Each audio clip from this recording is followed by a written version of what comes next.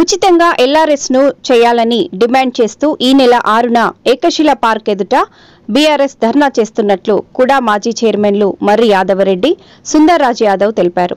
Hanamkonda బాలసముద్రంలోని BRS party జిల్లా కార్యాలయంలో కుడా మాజీ చైర్మన్లు మర్రి యాదవరెడ్డి, సుందర్రాజ్ యాదవ్ అధ్యక్షతన సమావేశం నిర్వహించారు.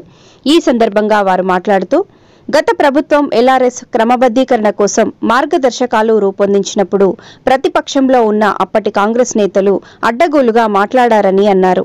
ఎల్ఆర్ఎస్ కోసం ప్రజలు ఎవరూ ప్రభుత్వానికి డబ్బులు కట్టవద్దని, రాష్ట్ర ప్రభుత్వం ప్రజల దగ్గర నుంచి డబ్బులు దోచుకోవడానికి ఈ కార్యక్రమాన్ని చేపట్టిందని విమర్శించడాన్ని గుర్తు చేశారు.